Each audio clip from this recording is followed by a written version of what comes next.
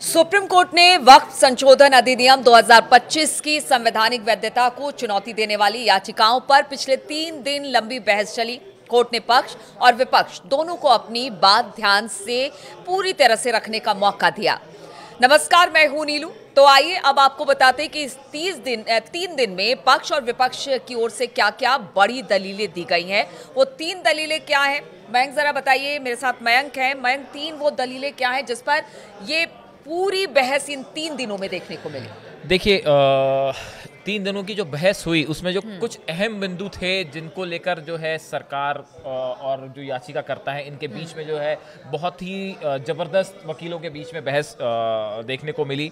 कपिल सिब्बल, राजीव धवन, अभिषेक मनु सिंघवी और हुजैफा अहमदी ये याचिकाकर्ताओं की तरफ से अपीयर हो रहे थे और तुषार मेहता सॉलिसिटर जनरल है सरकार का पक्ष रख रहे थे। देखिए, इस पूरी चर्चा के दौरान एक बड़ी अहम बात पे चर्चा शुरू हुई। तुषार मेहता की तरफ से कहा गया, यानी सरकार की तरफ से कहा गया कि वक्फ एक इस्लामिक अवधारणा है, लेकिन यह धर्म का अनिवार्य हिस्सा नहीं है, इसलिए ये मौलिक अधिकार नहीं है। तुषार मेहता का कहना ऐसा था कि भाई वक्फ जो है वो एक इस्लामिक अवधारणा मानते हैं, लेकिन ये धर्म का अनिवार्य हिस्सा नहीं है। ये पक्ष जो है वो तुषार मेहता ने रखा। अब इसके बाद जब उन्होंने ये बात कही तो फिर अगला सवाल खड़ा हो गया कि जो वक्फ को एक परोपकारी दान के रूप में देखा जाए या ये धर्म का अभिन्न हिस्सा है। क्या इसको सिर्फ एक दान के रूप में लिया जाए या ये इस्लाम का हिस्सा है? ये इस मुद्दे पे जो है संस्था की तरह से ले या फिर ये इस्लाम का हिस्सा है, इस पे अब चर्चा शुरू हुई। तो देखिए, तुषार मेहता ने एक बड़ा इंटरेस्टिंग पॉइंट कहा। उन्होंने ये कहा कि अनुसूचित क्षेत्रों में जो अनुसूचित जनजातियां होती हैं इनको संवैधानिक संरक्षण प्राप्त है। मान लीजिए कि कोई जमीन किसी ने किसी को बेची और उसको लेके, जमीन को लेन देन को लेके एसटी समुदाय से जुड़ा कोई भी बात खड़ा हो गया तो जमीन जो है वो वापस दी जा सकती है, लेकिन वक्फ कहता है कि दान दी गई जमीन को वापस नहीं लिया जा सकता। ये तुषार मेहता कह रहे हैं। तो इसके जवाब में चीफ जस्टिस है गवई, उन्होंने पूछा कि इसके पीछे का तर्क बताइए कि इसका क्या तर्क है। तो तुषार मेहता ने कहा कि वक्फ से कमजोर आदिवासी जो इलाके हैं, वहां पे रहने वाले जो आदिवासी हैं, उनके अधिकारों पर गलत प्रभाव पड़ता है। और जेपीसी में का कहना है कि आदिवासी इस्लाम अपना सकते हैं, लेकिन उनकी अपनी अलग संस्कृति और पहचान है। तो इसके जवाब में जो जस्टिस मसीह थे, जो बेंच के दूसरे जज हैं, उन्होंने एक बड़ी इंपॉर्टेंट बात कही। उन्होंने कहा यह सही नहीं लगता, इस्लाम तो इस्लाम है, धर्म एक ही रहेगा। उन्होंने ये इस्लाम को लेकर एक बड़ी बात उन्होंने कही कि भाई इस्लाम तो इस्लाम है और धर्म तो एक ही रहेगा। अब चाहे वो आप आदिवासियों, कोई आदिवासी या अनुसूचित जनजाति का कोई व्यक्ति उस पे उसका पालन करता हो या कोई एक आम आदमी पालन करता हो। जैसे हिंदुओं में है, हिंदुओं में बिल्कुल मतलब कास्ट जरूर है, लेकिन धर्म तो एक ही है, हिंदू।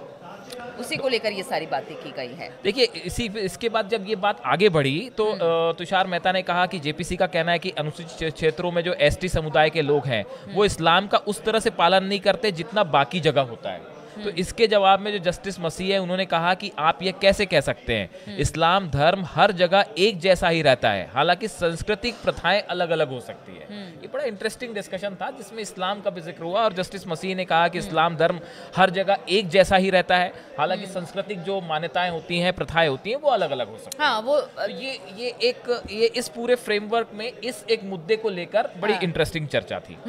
ठीक है, तो अब आपको बताते हैं कि जो सरकार की तरफ से दलील दी गई वो क्या था, और फिर मयंक आपको बताएंगे जो याचिकाकर्ता के जो अपोजिशन में खड़े थे उनकी तरफ से, कपिल सिब्बल, उनकी तरफ से किस तरह की दलीलें दी गई। सरकार की तरफ से जो दलीलें दी गई है वो आपको बताते हैं। तो सरकार ने ये साबित करने पर जोर लगाया कि वक्फ इस्लामिक अवधारणा, जैसा कि पहले ही मयंक बता चुके हैं कि जरूरी नहीं है, लेकिन ये इस्लाम का अनिवार्य हिस्सा नहीं है। सरकार का कहना था कि जिस तरह दूसरे धर्मों में दान की व्यवस्था है, ये भी एक तरह का दान है जिसे धर्म का अभिन्न अंग नहीं माना जा सकता। ऐसे में मैनेजमेंट के लिए कानून बनाने को स्वतंत्र है।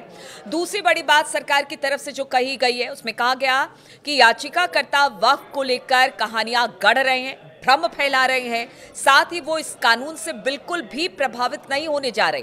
कुछ याचिकाकर्ताओं की राय पूरे मुस्लिम समाज की राय नहीं हो सकती है। सरकार का कहना था कि वक्फ संशोधन कानून पारदर्शिता लाने और वक्फ संपत्तियों के बेहतर प्रबंधन के लिए है।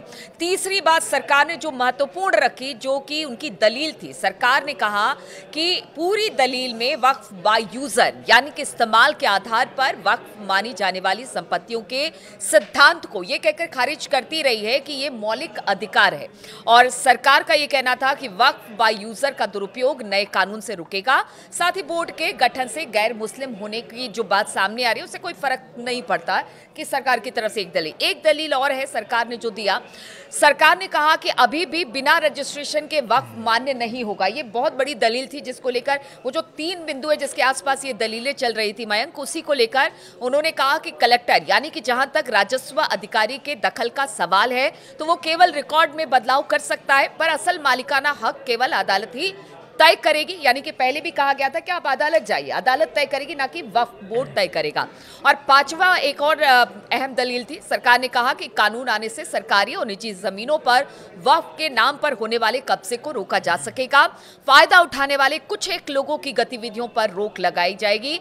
जबकि याचिकाकर्ता ने कहा कि कानून पूरी मुस्लिम समाज और समुदाय को प्रभावित करता है और याचिकाकर्ता इस पर सवाल उठाने के हकदार है। सरकार ने अदालत में कहा कि इस धर्म में व्यक्ति मुस्लिम या है या फिर नहीं ऐसे स्पष्ट नहीं होता, जो शरिया कानून के तहत निर्धारित है, इसलिए उन्होंने वक्फ के लिए 5 साल का इस्लाम के पालन की व्यवस्था को अनिवार्य बताया। तो देखिए ये 5 मोटी बातें हैं कि सरकार की तरफ से रखी गई। देखिए अब इसमें एक इंटरेस्टिंग जो 5 बातें अगर हम कहें जो कपिल सिब्बल ने याचिकाकर्ताओं की तरफ से रखी, पहले वक्फ बाय यूजर की बात करते हैं। कपिल सिब्बल ने कोर्ट में कहा कि मैं सरकार को क्यों बताऊं कि मैं एक मुसलमान हूं, इसका फैसला कौन करेगा और मैं 5 सालों तक क्यों इंतजार करूं। उनका कहना ऐसा था कि ये बताना कि भाई ये तय होना कि मैं मुसलमान हूं या नहीं, हाँ। ये जो पूरा विवाद है ये आर्टिकल 14, 25, 26 का उल्लंघन है जो कि मौलिक अधिकार है। ठीक है। और वक्फ बाय यूजर को हटा दिया गया है, इसे कभी नहीं हटाया जा सकता। जो नया कानून है उसमें वक्फ बाय यूजर को हटा दिया गया है। कपिल सिब्बल का कहना था इसे कभी नहीं हटाया जा सकता, यह ईश्वर को समर्पित है, यह कभी खत्म नहीं हो सकता। हाँ। ये वक्फ बाय यूजर को लेकर कपिल सिब्बल ने दलील रखी।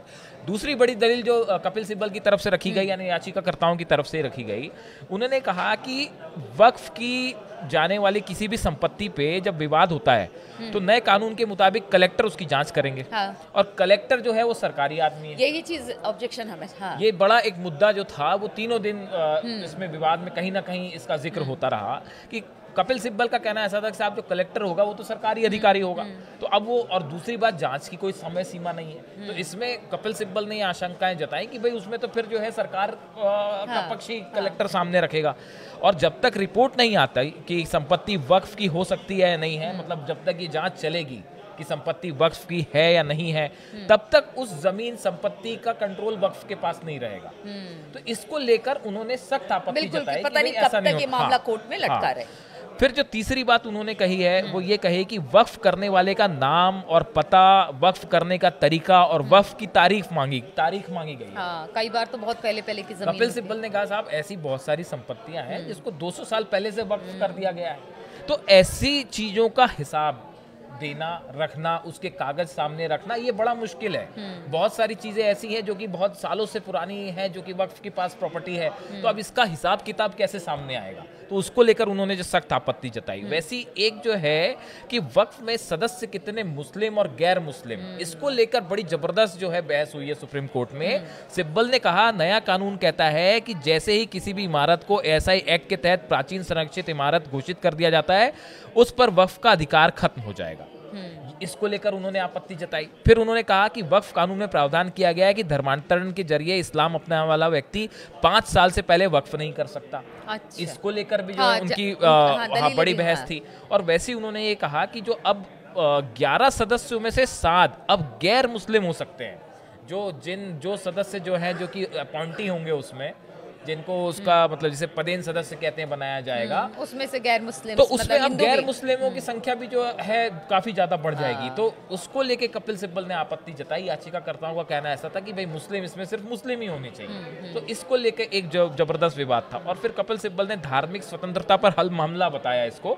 उन्होंने कहा कि कानून मुस्लिम समुदाय के धार्मिक और संपत्ति अधिकारों का अतिक्रमण करता है और धर्म से जुड़ी जो प्रथाएं हैं, मान्यताएं हैं, उसके अगेंस्ट है और इसलिए ये असंवैधानिक होना होना चाहिए। तो ये बड़ी दलीलें तो कपिल सिब्बल की तरफ से बिल्कुल, तो ये दलीलें हमने बताई कि सरकार ने क्या दलीलें दी हैं, कपिल सिब्बल की तरफ से किस तरह की दलील दी गई, यानी मुस्लिम पर्सनल लॉ बोर्ड ने जो याचिका या बाकी याचिकाएं जिस पर 3 पॉइंट पर खास तौर पर जोर दिया गया था, उनकी तरफ से किस तरह की दलीलें दी गई।